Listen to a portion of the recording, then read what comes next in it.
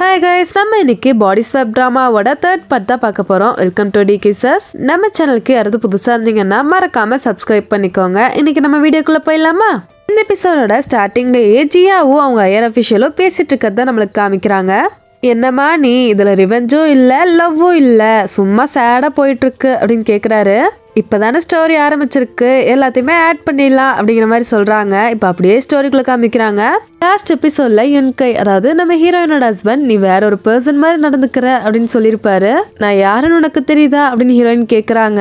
ஓ தெரியுதே, நீ சென் தானே, நீ எவ்வளவு ஆக்ட் பண்ணாலும் நீ என்னோட சென் தான் அப்படின்னு சொல்லி ரொமான்டிக்கா பேசுறாரு. ஹீரோயினோட ஃபேஸே மாறிடுது. இவ்வளவு நாள் அவன் கூட இருந்தோம் என்ன அவனால கண்டுபிடிக்க முடியல அப்படின்னு யோசிக்கிறாங்க. நீ எப்படி இருந்தாலும் நான் அவனை கண்டுபிடிச்சிருவேன் அப்படின்னு சொல்லிட்டு தலையில கை வைக்கிறாரு. இவங்க கோமா தட்டி விட்டுட்டு அங்கிருந்து கிளம்பிடுறாங்க. வீட்டுக்கு வந்தா அங்க ஆல்ரெடி யோ இருக்காரு. மனசை விட்டு பேச ஆரம்பிக்கிறாங்க. யுன்காய் கூட என்னோட ரிலேஷன்ஷிப்பும் சென் கூட உன்னோட ரிலேஷன்ஷிப்பும் ஃபேக் தான், எதுவுமே இங்க உண்மை இல்லை அப்படின்னு சொல்றாங்க. நீ என்ன பேசிட்டு இருக்க, என்னோட அப்படின்னு சொல்ற, சென் அப்படின்னு சொல்ற, ரெண்டுமே ஒன்னதானே குறிக்குது, என்னாச்சு உனக்கு அப்படின்னு சொல்லி கேக்குறாரு. உனக்கெல்லாம் அது சொன்னா புரியாது அப்படிங்கிற மாதிரி பாக்குறாங்க.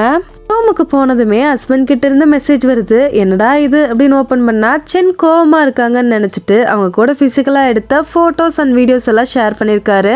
பார்த்ததுமே போனை கீழே போட்டுடுறாங்க. கை எல்லாமே நடுங்க ஆரம்பிக்குது. அப்படியே மெதுவா திரும்பி கண்ணாடியை பார்த்தா அங்க சென் பயமுடுத்துற மாதிரி அவங்களுக்கு தோணுது. என்னோட உடம்புல இருக்குது உனக்கு எப்படி இருக்கு, ஒழுங்கா என் உடம்ப எனக்கு கொடுத்துரு அப்படின்னு சொல்லி பக்கத்துல வர மாதிரி தோணுது அவங்களுக்கு. என் பக்கத்துல வராத அப்படின்னு சொல்லி கத்துறாங்க. இது யூக்குமே கேக்குது. ஏதோ ப்ராப்ளம் போல அப்படின்னு எந்திரிக்கிறாரு. என்னோட மைண்ட்ல இருந்து நீ போயிடு அப்படின்னு சொல்லி கத்துறாங்க. சரி ஏதோ பிரேக் டவுன் ஆயிட்டா போல, அழுதுட்டு இருக்கா அப்படின்னு சொல்லிட்டு அமைதியா படுத்துக்கிறாரு. இங்க ஹீரோயினுக்கு சென் அவங்க உருவத்துல வந்து பயமுடுத்துற மாதிரிலாம் தோணுது. பாத்டப்ல உட்காந்து கத்திட்டு இருக்காங்க. இப்போ அப்படியே மார்னிங் காமிச்சா யூ எப்பவும் போல பிரேக்ஃபாஸ்ட்ல செஞ்சு கொடுத்துட்டு ஆஃபீஸுக்கு கிளம்பிடுறாரு. ஹீரோயின் சாப்பிட்டுட்டு இருக்கும் போதே சென்னோட மொபைலுக்கு ஒரு லொகேஷன் வருது. ஹஸ்பண்ட் தான் அமைச்சிருக்காரு. உடனே இவங்களுமே அங்க போறாங்க. ஒரு ஹோட்டலுக்கு தான் வந்திருக்காங்க. எதுக்காக இங்க வர சொன்ன அப்படின்னு சொல்லும் போது, என்ன உனக்கு தெரியாதா, எப்பவுமே நம்ம இங்க தானே ஒன்னா இருப்போம், வா போலாம் அப்படின்னு சொல்றாரு. ஹீரோயின் ஆப்போசிட் டிரெக்ஷன்ல நடக்கிறாங்க. என்னாச்சு உனக்கு, இந்த பக்கம் போகணும் அப்படின்னு சொல்றாரு. எனக்கு அந்த ஆக்சிடென்ட்ல கொஞ்சம் மறந்துருச்சு அவ்வளவுதான் அப்படின்னு சொல்லி சமாளிச்சுட்டு போறாங்க. மேல போனதுமே இவர் கையை பிடிக்கிறாரு. ஹீரோயின் தட்டி விட்டுறாங்க. எதுக்காக என்ன வர சொன்ன அப்படின்னு கேட்கும் போது, உனக்கு தெரியாதா, எப்பவுமே இங்க ஒன்னா இருக்கிறதுக்கு தானே வருவோம் அப்படின்னு சொல்றாரு. ஹீரோயின், நான் கூட பிரேக்கப் பண்ணிக்கிறேன்னு சொல்றதுக்காக தான் வந்தேன், நான் கிளம்புறேன் அப்படின்னு சொல்லிட்டு கிளம்புறாங்க. உடனே பின்ன இருந்து ஹக் பண்றாரு. ஆனா ஹீரோயின் தொடவே விட மாட்டாங்க, தள்ளி விட்டுறாங்க. வேகமா முன்னாடி போகும்போது ஓடி வராரு. சென் ஒரு நிமிஷம் நில்லு, நான் உனக்கு ஒரு கிஃப்ட் வச்சிருக்கேன் அப்படின்னு சொல்லி ஒரு ரிங் பிரசன்ட் பண்றாரு. ஹீரோயினுக்கு அதை பார்த்ததுமே கண்ணுல தண்ணியே வந்துருது. ஏன்னா ஹீரோயின் தான் இந்த ரிங்கை இவருக்கு கிஃப்ட் பண்ணிருப்பாங்க. நான் உன்னை மட்டும்தான் லவ் பண்றேன், உன்னை மட்டும்தான் உண்மையா லவ் பண்றேன். லீ கோமால இருக்கா, அவளுக்கு அப்படியே ட்ரீட்மெண்ட் மட்டும் ஸ்டாப் பண்ணிட்டா அவ போய் சேர்ந்துருவா, நம்ம 2 பேரும் ஒட்டுக்கா இருக்கலாம் அப்படின்னு சொல்லி ப்ரொபோஸ் பண்ணிட்டு இருக்காரு. இங்க ஹீரோயினுக்கு அப்படியே கண்ணீரே வந்துருது. நமக்கு தடையா இருந்தது லீ மட்டும்தான், இப்ப அவளும் இல்ல அப்படின்னு சொல்லி க்ளோஸா இழுத்துக்கிறாரு. நம்ம இனிமேல் ஃப்ரீயா இருக்கலாம் அப்படின்னு சொல்லி நெக்ல கிஸ் பண்ண ஆரம்பிக்கிறாரு. ஹீரோயின் இன்னும் அந்த ஷாக்ல இருந்தே வெளியே வரல, அப்படியே அசையாம நிக்கிறாங்க. ஒரு கட்டத்துல கான்ஷியஸ் வந்து அவரோட ஷோல்டர்லயே கடிச்சு வச்சுட்டு அங்க வந்து எஸ்கேப் ஆயிடுறாங்க. அந்த ரிங்க அப்படியே தூக்கி கடல்ல விசிடுறாங்க. இவங்க ரூம்ல இருக்கும்போது ஹீரோயின் உருவத்துல இருக்க சென் அங்க வராங்க. என்னோட உடம்ப எனக்கே திருப்பி கொடு அப்படின்னு சொல்லி கழுத்தை பிடிச்சு நெரிக்கிறாங்க. என்னடா அப்படின்னு பார்த்தா இது ஒரு கனவு. நிம்மதியா தூங்க கூட முடியல அப்படின்னு சொல்லி கிளம்பி அவங்க ஃப்ரெண்டோட காஃபி ஷாப்புக்கு வராங்க. எதுக்காக இங்க வந்த, காலையிலேயே என்ன டென்ஷன் பண்ணாம ஒழுங்கா இங்க இருந்து கிளம்பிரு அப்படின்னு சொல்றாங்க. காஃபி குடிக்கிறதுக்காக தான் வந்தேன் அப்படின்னு சொல்லும்போது, ஓ உனக்கு காஃபி வேணுமா அப்படின்னு சொல்லி வேகமா போய் போட்டு வராங்க. இந்தா குடி அப்படின்னு சொல்லிட்டு காஃபி எடுத்து கீழே ஊத்திடுறாங்க. என்னோட ஃப்ரெண்டுக்கு நீ துரோகம் பண்ணிருக்க, அதை ஞாபகம் வச்சுக்கோ, உனக்கு காஃபி கூட நான் தரமாட்டேன், ஒழுங்கா எந்திரிச்சு வெளியே போ அப்படின்னு சொல்றாங்க. ஆனா ஹீரோயின் அந்த கப்ல கொஞ்சமா காஃபி இருந்திருக்கும், அதை எடுத்து குடிச்சிட்டு தேங்க்ஸ் அப்படின்னு சொல்லிட்டு வெளியே போறாங்க. அங்க ஒரு பார்சல் இருக்கு. இவ எதுக்கு இங்க வந்து இதை வச்சுட்டு போறா அப்படின்னு சொல்லி ஓபன் பண்ணி பார்த்தா அதுல ஒரு கப் இருக்கு. இந்த கப் ஹீரோயின் டிசைன் பண்ணதாச்சு, அவ எனக்காக தரேன்னு சொல்லியிருந்தா, அதுல எதுக்கு ஹாப்பி பர்த்டேன்னு எழுதி இவ வச்சுட்டு போறா அப்படின்னு யோசிக்கிறாங்க. அவங்க ஃப்ரெண்டுக்கு தான் இன்னைக்கு பர்த்டே. இப்ப அப்படியே அந்த டாக்டரை பாக்கறதுக்காக வராங்க. எனக்கு ரீசெண்டா ஒரு ஆக்சிடென்ட் ஆயிருச்சு, நிறைய விஷயம் மறந்துருச்சு, எதுக்காக நான் ட்ரீட்மெண்ட் எடுத்துட்டு இருந்தேன்னு எனக்கு சொல்லுங்க அப்படின்னு சொல்லி கேக்குறாங்க. உங்களுக்கு சின்ன வயசா இருக்கும் போதே உங்க அம்மாவும் அப்பாவும் டைவர்ஸ் பண்ணிட்டாங்க. உங்க அப்பா அடுத்ததா ஒரு மேரேஜ் பண்ணிக்கிட்டாரு. உங்க ஸ்டெப் மாம் உங்களை ரொம்பவே கொடுமைப்படுத்திருக்காங்க. அதனால உங்க மனசுல ஒரு காயம் இருக்கு. மென்டலா நீங்க கொஞ்சம் பாதிக்கப்பட்டிருக்கீங்க. அதுக்காக தான் ட்ரீட்மெண்ட் எடுத்துட்டு இருந்தீங்க அப்படின்னு சொல்லி சொல்றாங்க. ஹீரோயின் புரிஞ்சுக்கிறாங்க. இதனாலதான் பசங்களை பத்தி தெரிஞ்சுக்கணும், ஏதாவது ஒரு பையன் அந்த பொண்ணை ஏமாத்தாம இருக்கானான்னு தெரிஞ்சுக்கணும்னு சொல்லி எல்லாரையுமே அவங்க டேட் பண்றாங்கன்னு புரிஞ்சுக்கிறாங்க. தேங்க்ஸ் டாக்டர் அப்படின்னு சொல்லிட்டு அங்கேருந்து லீவும் ஆகுறாங்க. இங்க ஹீரோயின் ஒரு முடிவுக்கு வந்துட்டாங்க. இதுக்கப்புறம் நம்ம சென் மாதிரியே ஆக்ட் பண்ண போறோம். காட் நமக்கு ஒரு சான்ஸ் கொடுத்துருக்காரு, அதை நம்ம யூஸ் பண்ணிக்கணும் அப்படின்னு சொல்லி அப்படியே சென் மாதிரியே ஆட்டிடியூட் எல்லாமே மாத்திக்கிறாங்க. யூவை பாக்குறதுக்காக ஆபீஸ் வராங்க. அப்ப அவர் கையில ஒரு பிரேஸ்லெட் வச்சிருக்காரு. இந்த பிரேஸ்லெட் நம்ம ஆல்ரெடி எங்கேயோ பாத்துருக்கோமே அப்படின்னு யோசிக்கிறாங்க. அப்படியே பிளாஷ்பேக்ல காமிச்சா இவங்க 2 பேருமே ஒரே ஸ்கூல்ல தானே படிச்சிருப்பாங்க. அப்பவுமே இதே பிரேஸ்லெட் கையில வச்சிருப்பாரு.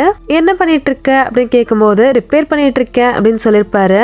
ஸ்வான் டிசைனா அது நம்மளால பண்ண முடியாதே, இதை ஃபெங்னால மட்டும்தான் பண்ண முடியும் அப்படின்னு சொல்றாங்க. ஃபெங் அப்படிங்கறது அந்த ஃபேமஸ் டிசைனர் தான். ஹீரோயினும் அவரும் ஃப்ரெண்டா தான் இருக்காங்க. ஓ அப்படியா, ஆனா நானே சரி பண்ணணும்னு நினைச்சேன் அப்படின்னு சொல்றாரு. அப்படி என்ன இருக்கு அந்த பிரேஸ்லெட்ல, யாரு கொடுத்தது அப்படின்னு கேட்கும்போது எங்க அப்பா எனக்காக கொடுத்தாரு அப்படின்னு சொல்லி ரொம்பவே சந்தோஷமா சொல்றாரு. சரி கொடு, உனக்காக நான் சரி பண்ணி கொடுக்குறேன் அப்படின்னு சொல்லி இவங்க வாங்கிட்டு போய் ஃபெங் கிட்ட கொடுத்து சரி பண்ணி கொடுப்பாங்க. அதை வச்சே ஸ்டார்ட் பண்றாங்க. இது ஃபெங்கோட ஒர்க் தானே அப்படின்னு கேட்கும்போது ஓ உனக்கு அதெல்லாம் தெரியுமா, சரி எதுக்கு வந்து சொல்லு அப்படின்னு கேக்குறாரு. ஃபெங் வந்து ஹீரோயினோட ஹஸ்பண்ட் கூட ஒரு கான்ட்ராக்ட் போட போறாரு. 2 பேரும் ஒட்டுக்கா ஒர்க் பண்ண போறாங்க. அதுவும் லீ அவர் சாக்கா வச்சுதான் அவர் கூட பிசினஸ் பேசியிருக்காரு. இதை நம்ம ஸ்டாப் பண்ணணும் அப்படின்னு சொல்றாங்க. உனக்கு ஃபர்ஸ்ட் அவனை பிடிச்சிருந்துச்சு, ஹெல்ப் பண்ணிட்டு இருந்த, இப்போ அவனை பிடிக்கல, பழி வாங்க பாக்குற, இதுல எதுக்காக என்ன இழுக்கிற, இங்க இருந்து கிளம்பிரு, நான் உனக்கு எந்த ஹெல்ப்பும் பண்ண போறது இல்ல அப்படின்னு சொல்லிடுறாரு. ஹீரோயினுமே கிளம்புறாங்க. யூ வெளியே போற வரைக்கும் வெயிட் பண்ணி பார்த்துட்டே இருக்காங்க. அவர் வெளியே போனதுமே வேகமா உள்ள வந்து பிரேஸ்லெட் மட்டும் எடுத்துட்டு கிளம்புறாங்க. ஆனா இத யூவோட அசிஸ்டன்ட் பாத்துறாரு. இங்க யூ ஸ்ட்ரைட்டா ஹீரோயினை பாக்குறதுக்காக தான் வந்திருக்காரு. அதாவது கோமால இருக்க ஹீரோயினோட உடம்ப பார்க்க வந்திருக்காரு. நான் மட்டும் முன்னாடியே வந்திருந்தா உனக்கு இந்த மாதிரி ஆகிருக்காது இல்ல, நான் கண்டிப்பா முன்னாடியே வந்திருக்கணும் அப்படின்னு சொல்லி கோமால இருக்க லீ கிட்ட சொல்லிட்டு இருக்காரு. இப்பதான் ஒரு பிளாஷ்பேக் நமக்கு காமிக்கிறாங்க. யூவோட பிரேஸ்லெட்டை ஹீரோயின் ரிப்பேர் பண்ணி கொடுத்துருப்பாங்க. அதை கொடுத்து ப்ரொபோஸ் பண்ணிடலாம் அப்படின்னு ஒரு பிளானிங்ல இருந்திருப்பாரு. உங்ககிட்ட கொஞ்சம் பேசணும் அப்படின்லாம் ஸ்டார்ட் பண்ணிடுவாரு. ஆனா சொல்றதுக்கு பயந்துட்டு அது ஒன்றும் இல்லை, நான் ஸ்கூலை முடிக்க போறேன், இவ்வளவு நாள் நல்லா பாத்துக்கிட்டதுக்கு தேங்க்ஸ் அப்படின்னு சொல்லி முடிச்சிருப்பாரு. ஹீரோயினுமே நீ கண்டிப்பா சக்சஸா வருவ அப்படின்னு சொல்லிட்டு எனக்கு என்கேஜ்மெண்ட் ஆயிருச்சு அப்படின்னு சொல்லியிருப்பாங்க. யுன்காய் கூட மலையில ஒரே கொடையில நடந்து போய் கார்ல ஏறி இருப்பாங்க. அது எல்லாத்தையும் பார்த்துட்டே நின்றுட்டு இருந்திருப்பாரு. அதனாலதான் ஹீரோயின் அதுக்கப்புறமா கான்டாக்ட் பண்ணிருக்கவே மாட்டாரு. இங்க ஹீரோயின் யுன்காய பாக்கறதுக்காக வந்திருக்காங்க. என் மேல கோவம் போயிருச்சா அப்படின்னு கேட்கும்போது அதை பத்தி எல்லாம் பேசாத, நான் பிசினஸ பத்தி பேசதான் வந்தேன். நம்ம பிளானே லீய வச்சு ஃபெங் கூட கான்ட்ராக்ட் போடுறதுதான். நமக்கு லீ முக்கியம், அவளை எதுவும் பண்ணிராத அப்படின்னு சொல்றாங்க. அதாவது இவங்க உடம்ப பத்திரப்படுத்தி வைக்கிறாங்க. யூ ரிட்டன் ஆஃபீஸ்க்கு வந்து பார்க்கும்போது அங்கே பிரேஸ்லெட்டை காணோம். அசிஸ்டன்ட் கிட்ட கேட்கும்போது செந்தா வந்தாங்க அப்படின்னு சொல்லிடுறாரு. உடனே கால் பண்ணிடுறாரு. எதுக்காக பிரேஸ்லெட் எடுத்த, இதை வச்சு மிரட்டி என்கிட்ட வேலை வாங்கலாம்னு நினைக்காத, எதுவுமே நடக்காது, ஒழுங்கா அதை என்கிட்டே கொடுத்துரு அப்படின்னு சொல்லி கேட்குறாரு. இதை வச்சு மிரட்டெல்லாம் மாட்டேன், ஆனா இப்போதைக்கு தர மாட்டேன் அப்படின்னு சொல்லிட்டு கட் பண்ணிடுறாங்க. சென்னும் யூவும் உண்மையாவே ரிலேஷன்ஷிப்ல இருக்காங்களா அப்படி இல்லைன்னா நடிக்கிறாங்களா அப்படின்னு தெரிஞ்சுக்கிறதுக்காக சென்னோட அம்மாவும் தங்கச்சியும் ஒரு பிளான் போடுறாங்க. சென்னோட தங்கச்சியும் யூவும் ஒரு இடத்துல மீட் பண்ணிக்கிறாங்க. சென்னோட தங்கச்சியை ஒரு ஜாம் கொடுக்குறாங்க. இந்தாங்க உங்களுக்காக நானே செஞ்சேன் அப்படின்னு சொல்லும் போது நான் ஸ்வீட் சாப்பிட மாட்டேன், சென்னுக்கு பிடிக்கும், நான் அவளுக்கு தரேன் அப்படின்னு சொல்லி வாங்கிக்கிறாரு. சென்னுக்கு இது பிடிக்காதே, உங்களுக்கு எதுவுமே தெரியல, எப்படிதான் என்கேஜ்மெண்ட் பண்ணீங்களோ அப்படின்னு குத்தி காமிக்கிற மாதிரியே பேசுறாங்க. நாங்க அதிகமா டைம் ஸ்பெண்ட் பண்றது இல்ல, அதனால எனக்கு தெரியல அவ்வளவுதான் அப்படின்னு சொல்லி சமாளிக்கிறாரு. ஆனா அவங்க எப்படியாவது கண்டுபிடிச்சிடும் சொல்லி கேள்வியா கேட்டுட்டு இருக்காங்க. ஆனா நல்லாதான் சமாளிக்கிறாரு இவரும். எதுக்காக என்ன மீட் பண்ண வந்த அப்படின்னு கேட்டா, இல்ல எப்படி இருந்தாலும் எங்க அக்காவோட ஹஸ்பண்ட் ஆக போறீங்க, உங்களை பத்தி தெரிஞ்சுக்கலாம் தான் கூப்பிட்டேன் அப்படின்னு சொல்லிடுறாங்க. ஹீரோயின் அவங்க ஹஸ்பண்ட பழி வாங்குறதுக்காக ஒரு பிளான் போடுறாங்க. ஃபெங் கூட போற கான்ட்ராக்டை எப்படியாவது ஸ்டாப் பண்ணணும், அது கண்டிப்பா ஃபெங்கோட ஒய்ஃப்னால மட்டும்தான் முடியும் அப்படின்னு சொல்லி அவங்கள பாக்குறதுக்காக கிளம்பி போறாங்க. அவங்கள இம்ப்ரெஸ் பண்ற மாதிரி நிறைய விஷயம் கேதர் பண்ணிருக்காங்க. உங்க கப்பல் ரொம்பவே நல்லா இருக்கும், நீங்க போடுற காஃபி கூட ரொம்ப சூப்பரா இருக்கும்னு கேள்விப்பட்டேன், எனக்கு கல்யாணம் ஆக போகுது, என் ஃபினான்ஸேக்கு நான் ஒரு காஃபி போட்டு தரணும்னு நினைக்கிறேன், அவருக்கு காஃபினா ரொம்ப பிடிக்கும், எனக்கும் சொல்லி கொடுங்களேன் அப்படின்னு சொல்லி ரொம்ப ஸ்வீட்டா பேசுறாங்க. சரி நான் உனக்கு சொல்லித்தரேன், நீ எங்க வீட்டுக்கு வா அப்படின்னு சொல்லி கூப்பிட்டு வராங்க. அப்ப அங்க கோஇன்சிடென்ட்டா யூமே ஃபெங்க பாக்கறதுக்காக வந்திருக்காரு. ஹீரோயின் யூவை பார்த்ததுமே ஹனி அப்படின்னு சொல்லிட்டு கையை பிடிச்சுக்கிறாங்க. ஃபெங்கோட ஒய்ஃபுக்கு இவங்க 2 பேரையுமே ரொம்ப பிடிச்சிருது. நாளைக்கு ஒரு பார்ட்டி இருக்கு, 2 பேர் வாங்க அப்படின்னு சொல்லி இன்வைட் பண்றாங்க. வெளியே வந்ததுமே ஹீரோயின் தான் கேக்குறாங்க, என்னோட பிளானுக்கு நீ ஒத்துக்கிட்டியா அப்படின்னு கேட்கும்போது அப்படிலாம் கிடையாது, இது நான் லீக்காக பண்றேன் அப்படின்னு சொல்றாரு. ஹீரோயினுக்கு அப்படியே டச் ஆகிடுது. சரி என்னோட பிளானுக்கு நீ ஒத்துக்கிற மாதிரி இருந்தா நாளைக்கு பார்ட்டிக்கு வா அப்படின்னு சொல்லி கூப்பிட்டு ஹீரோயின் கிளம்பிடுறாங்க.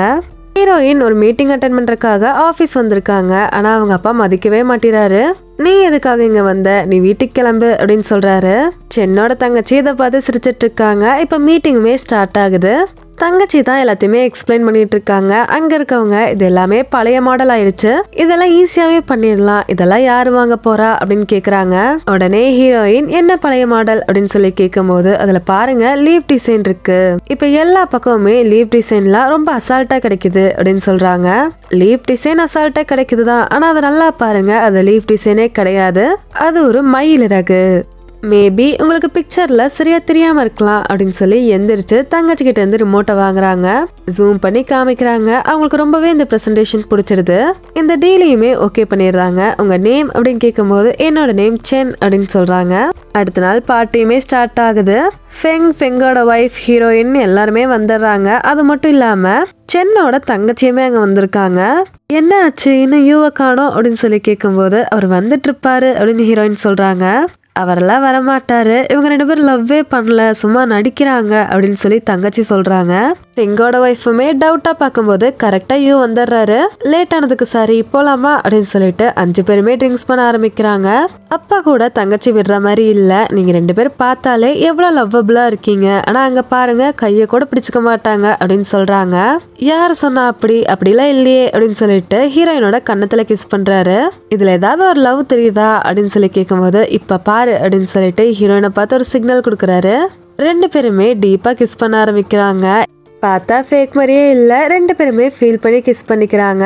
இப்ப அப்படியே வீட்டுல தான் காமிக்கிறாங்க. எனக்கு இங்கதான் இருப்பியா அப்படின்னு ஹீரோயின் கேக்குறாங்க. இல்ல நான் கிளம்பிடுவேன் அப்படின்னு சொல்றாரு. உனக்கு லீய அவ்வளோ பிடிக்குமா அப்படின்னு கேட்கும்போது அது உனக்கு தேவையில்லாத விஷயம், இதை பத்திலாம் கேட்காத அப்படின்னு சொல்றாரு.